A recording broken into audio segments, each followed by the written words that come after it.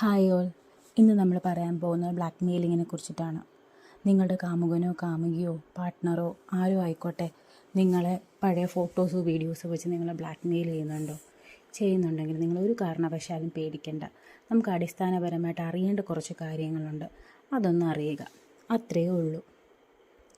സ്നേഹബന്ധത്തിലായിരുന്ന സമയത്ത് നിങ്ങൾ തമ്മിലെടുത്ത പല ഫോട്ടോസും വീഡിയോസും നിങ്ങളുടെ എക്സ് പാർട്ട്ണർ അല്ലെങ്കിൽ നിങ്ങളുമായി ബന്ധമുള്ളവരുടെ കയ്യിൽ കാണാൻ ചാൻസ് ഉണ്ട്. അത് വെച്ച് അവർ നിങ്ങളെ ബ്ലാക്ക്മെയിൽ ചെയ്യാൻ ശ്രമിച്ചാൽ നിങ്ങൾ ഭയന്ന് അവരുടെ ആവശ്യങ്ങൾക്ക് കീഴടങ്ങലും. ഇങ്ങനെയുള്ള ക്രിമിനൽ ആറ്റിറ്റ്യൂഡ് ഉള്ളവർ ശിക്ഷിക്കപ്പെടുക തന്നെ ചെയ്യണം. നിങ്ങളൊരു ബ്ലാക്ക്മെയിലിംഗ് നേരിട്ടാൽ എന്തൊക്കെയാണ് ചെയ്യേണ്ടതെന്ന് നിങ്ങൾക്കറിയാമോ? അറിയില്ലെങ്കിൽ ഈ വീഡിയോ ഒന്ന് കണ്ടു നോക്കൂ. നിങ്ങൾ ആദ്യമായാണ് ഈ വീഡിയോ കാണുന്നതെങ്കിൽ ഒന്ന് സബ്സ്ക്രൈബ് ചെയ്തേക്കണം ചാനൽ.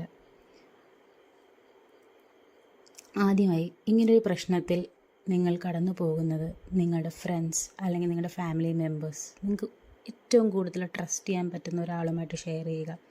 ഷെയർ ചെയ്യാൻ പറയുന്നതെന്ന് വെച്ചാൽ ചിലർക്ക് അതൊക്കെ ഒരു മെൻ്റലി ഡിപ്രസ്ഡ് ആകാൻ ചാൻസ് ഉണ്ട് ഷെയർ ചെയ്തില്ലെങ്കിൽ. So you have to share with your best person. രണ്ടാമത്തെ കാര്യം, നിങ്ങളെ ബ്ലാക്ക്മെയിൽ ചെയ്യാൻ ശ്രമിച്ച ആളുകൾ എന്ത് രീതിയിലാണ് നിങ്ങളെ ബ്ലാക്ക്മെയിൽ ചെയ്യാൻ ശ്രമിച്ചത്, അതിൻ്റെ തെളിവുകൾ നിങ്ങൾ ശേഖരിക്കുക. വളരെ കണ്ണിങ് ആയിട്ട് നിന്ന് നമ്മൾ എന്ത് ചെയ്യുക, നമ്മൾ വെറുതെ തഞ്ചത്തിലെന്നൊക്കെ പറഞ്ഞാൽ നിങ്ങൾ ആ തെളിവുകൾ നിങ്ങൾ എങ്ങനെയെങ്കിലും ശേഖരിച്ചെടുക്കുക. ചിലപ്പോൾ നിങ്ങൾ കോൾസ് ആകാം, അല്ലെങ്കിൽ വാട്സപ്പ് മെസ്സേജസ് ആകാം, എന്തുമായിക്കോട്ടെ, എന്ത് രീതിയിലാണെങ്കിലും നിങ്ങളെ ആ ബ്ലാക്ക്മെയിൽ ചെയ്യാൻ ഉപയോഗിച്ച ആ ഒരു മോഡ് നിങ്ങളത് എങ്ങനെയെങ്കിലും നിങ്ങളത് തെളിവാക്കി മാറ്റുക. എല്ലാത്തിൻ്റെ ഒരു സ്ക്രീൻഷോട്ട്സ് നിങ്ങളുടെ കയ്യിലുണ്ടായിരിക്കണം. മൂന്നാമത്തെ കാര്യം, നിങ്ങൾ ഒരിക്കലും ആ ചാറ്റ്സ് ഒന്നും ഡിലീറ്റ് ചെയ്ത് വെച്ചേക്കരുത്, ഡിലീറ്റ് ചെയ്ത് കളയരുത്. കോള് വിളിച്ചാൽ അത് നിങ്ങൾ എന്ത് ചെയ്യുക, റെക്കോർഡാക്കുക. ഇതൊക്കെ നമ്മൾ വളരെ ശ്രദ്ധാപൂർവം ചെയ്യണം. ഒരു പേടിക്കേണ്ടതായിട്ടല്ല ഞാൻ പറയുന്നത്, ഇതൊക്കെ നിങ്ങളൊന്ന് അറിഞ്ഞിരിക്കുക. ഇതൊക്കെ ഒന്ന് ചെയ്തു വെച്ചാൽ വളരെ നല്ലതായിരിക്കും.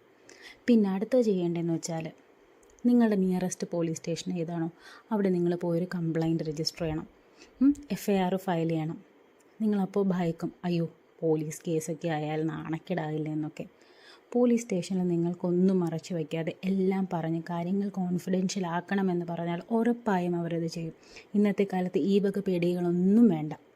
അടുത്തതെന്ന് വെച്ചാൽ, തെളിവുകളെല്ലാം പോലീസിന് കൈമാറണം, ബാക്കി അവരെ നോക്കിക്കോളും. ഞാനിപ്പോൾ പറഞ്ഞതുപോലെ വേറൊരു കാര്യമുണ്ട്. നിങ്ങളുടെ പെർമിഷൻ ഇല്ലാണ്ട് ഏതെങ്കിലും പ്ലാറ്റ്ഫോമിൽ നിങ്ങളുടെ പ്രൈവറ്റ് ഫോട്ടോസോ വീഡിയോസോ ഒക്കെ പോസ്റ്റ് ചെയ്താൽ IT ആക്ട് സെക്ഷൻ 66E പ്രകാരം 3 വർഷമാണ് തടവ്, അല്ലെങ്കിൽ ഫൈൻ കുറയാണ്ട് 2 ലക്ഷം രൂപ. അതും അല്ലെങ്കിൽ ചിലപ്പോൾ ഇത് രണ്ടും തന്നെ എന്താവും, കിട്ടാൻ ചാൻസ് ഉണ്ട് ഈ ക്രിമിനൽസിന്.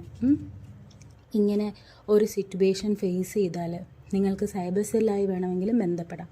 നിങ്ങളുടെ പെർമിഷൻ ഇല്ലാതെ ഫോട്ടോസ് പോസ്റ്റ് ചെയ്തല്ലേ, ഇൻ കേസ് പോലീസ് സ്റ്റേഷനല്ല സൈബർ സെല്ലിൽ വേണമെങ്കിലും നിങ്ങൾക്ക് ബന്ധപ്പെടാം. അവർ വളരെ എഫിഷ്യൻ്റായ രീതിയിൽ അതെന്ത് ചെയ്യും, സോൾവ് ചെയ്ത് തരും. അതുമല്ല, നിങ്ങളുടെ മോഫ് ചെയ്ത ഫോട്ടോസ് ആണെങ്കിലും ഏത് തരത്തിലാണെങ്കിലും നിങ്ങളുടെ പെർമിഷൻ ഇല്ലാണ്ട് ഒരു സോഷ്യൽ മീഡിയ പ്ലാറ്റ്ഫോമിൽ പോസ്റ്റ് ചെയ്യുകയാണെങ്കിൽ ഉറപ്പായിട്ടും നിങ്ങൾക്ക് ഭയക്കേണ്ട ആവശ്യമില്ല. ഇനി ആയിക്കോട്ടെ, നിങ്ങൾ പറയുകയാണെങ്കിൽ എൻ്റെ ഫോട്ടോസ് അവരുടെ കയ്യിലുണ്ട്, അത് വെച്ചിട്ടാണ് അവർ ബ്ലാക്ക്മെയിൽ ചെയ്യുന്നത്. അങ്ങനെ ബ്ലാക്ക്മെയിൽ ചെയ്ത് കഴിഞ്ഞാൽ അവരുടെ ആവശ്യങ്ങൾക്കുള്ളിൽ നമ്മൾ കീഴടങ്ങുക എന്നുള്ളതല്ല അതിൻ്റെ സൊല്യൂഷൻ.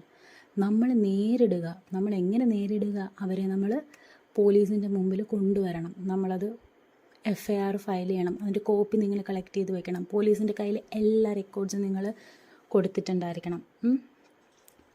അല്ലാണ്ട് നമ്മൾ ഭയന്ന് ഓടുകയല്ല വേണ്ടത്. നമ്മളെ മനസ്സിനെ പാകപ്പെടുത്തുക. ഓക്കെ, ഉണ്ടായിരുന്നു, ഫോട്ടോസ് ഉണ്ടായിരുന്നു, ഓക്കെ, പക്ഷേ ഇനി അത് നിങ്ങളുടെ ഭാഗത്തു നിന്ന് ആ ഒരു തെറ്റുണ്ടാവാതിരിക്കാനും ശ്രദ്ധിക്കണം. എല്ലാവരോടും വേറൊരു കാര്യം പറയാം.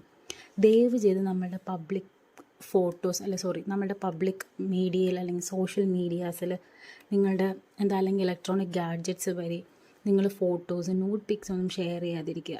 മാക്സിമം അത് ഷെയർ ചെയ്യാതെ നിങ്ങൾ ട്രൈ ചെയ്യണം. ഓക്കെ, അതെന്ന് വെച്ചാൽ വേറൊന്നും കൊണ്ടല്ല, നമുക്കൊന്നും അങ്ങനെ ഇപ്പം വിശ്വസിക്കാൻ പറ്റില്ല.